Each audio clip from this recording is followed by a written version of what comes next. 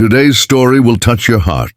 Please, do it quick, she begged. What the rancher did next shocked everyone. This emotional story will leave you speechless and remind you of true humanity. Don't forget to like, subscribe, and share. Where are you watching from? Let's get started. The Texas sun was beginning to dip behind the horizon, painting the sky in streaks of crimson and gold. The wind carried with it the dry scent of dust and hay as rancher Jack Thompson drove his old pickup truck down the long, deserted road leading back to his ranch. His day had been long, filled with mending fences, checking cattle, and the endless chores that came with owning land in the heart of nowhere. It was the kind of quiet evening he cherished, the type that ended with coffee on the porch and the sound of crickets filling the silence. But that peace shattered in an instant. Just a few miles from Willow Creek, Jack noticed something strange ahead, a lone figure standing by the side of the road. It was rare to see anyone out there after sunset. As he slowed down, his headlights illuminated a woman, barefoot and trembling, her clothes torn as if she'd been running through the woods. Her eyes darted around, wide with fear, and when she saw his truck approach, she stumbled forward, waving her arms desperately for him to stop. Jack hit the brakes and jumped out, concerned. "Ma'am, are you all right?" he called out, taking a cautious step forward. But before he could say another word, she grabbed his arm, her fingers icy cold. Her voice trembled as she whispered, "Please, do it quick." He stared at her, completely confused. The desperation in her tone made his stomach twist. "Do what quick?" he asked, trying to make sense of her words. She looked over her shoulder, then back at him, her breathing shallow and panicked. In her shaking hands, she held something wrapped in a faded blue blanket. "Take this," she pleaded. "Please don't ask questions. Just take it!" Her words came out in gasps, every syllable drenched in fear. Jack blinked, trying to understand what was happening. "Ma'am, I think you need help. Let me call the sheriff," he said, but she shook her head violently. "No, no police!" she cried, her voice breaking. That's when he noticed headlights in the distance. A black SUV speeding down the road, dust rising behind it like smoke. The woman's eyes widened in terror. "They're coming," she whispered. "Please, I don't have time." Before Jack could respond, she shoved the bundle into his arms. It was surprisingly light, and as he instinctively looked down, he caught a glimpse of a tiny face, a baby, barely a few months old, sleeping peacefully amidst the chaos. "Wait, what's going on?" "Who are they?" Jack called after her, but she was already running toward the trees, her silhouette swallowed by the shadows of the forest. Within seconds, the darkness consumed her completely. The SUV screeched around the corner, its engine roaring like an angry beast. Jack's heart pounded. He tucked the baby against his chest and ducked behind his truck. The vehicle slowed as it reached the curve, its tinted windows glinting under the fading sunlight. For a moment he thought they might stop.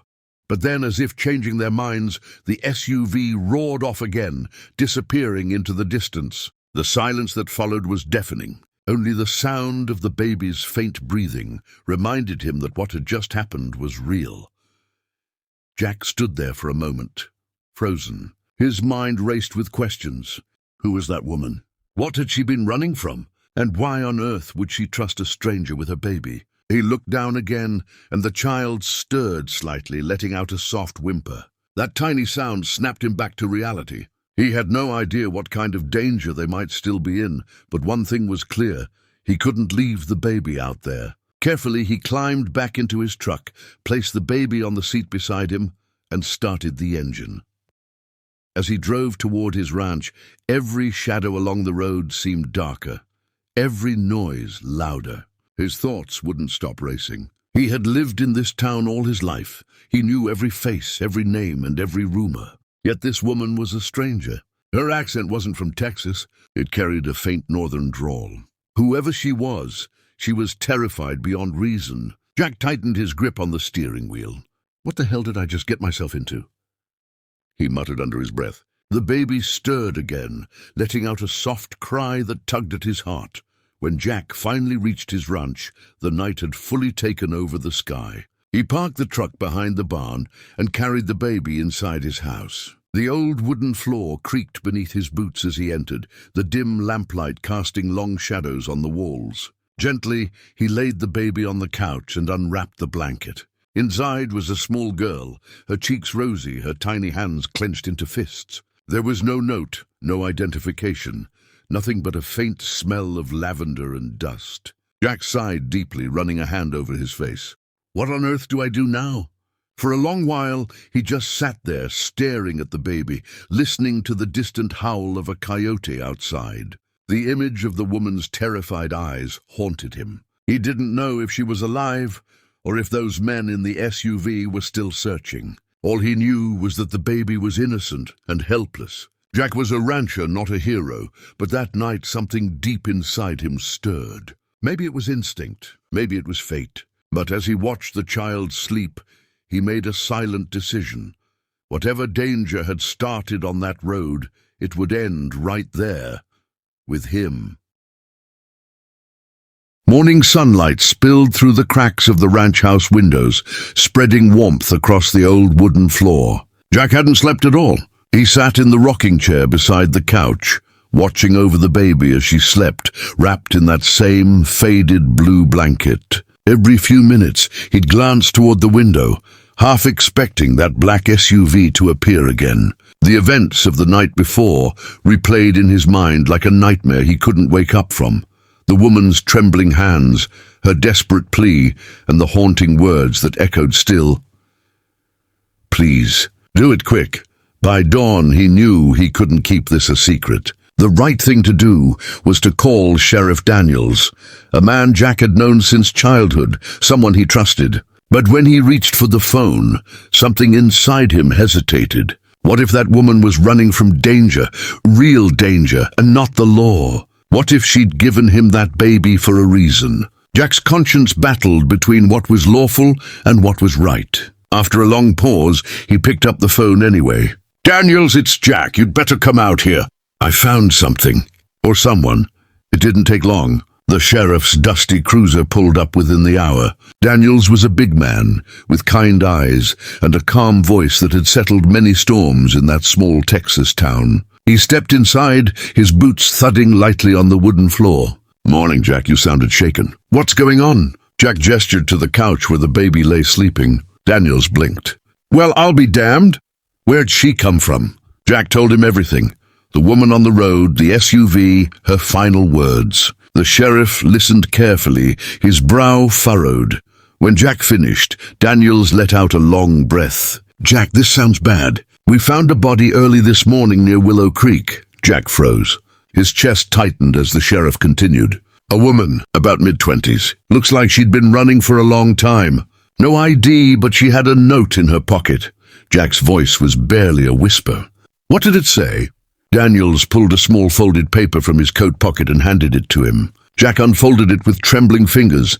The writing was uneven, rushed, but clear enough to read. To whoever finds my baby, her name is Lily.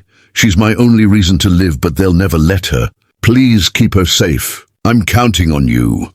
Jack stared at the words until they blurred. The sheriff's voice softened. I'm sorry, Jack. I don't know what she was mixed up in, but she must have trusted you for a reason.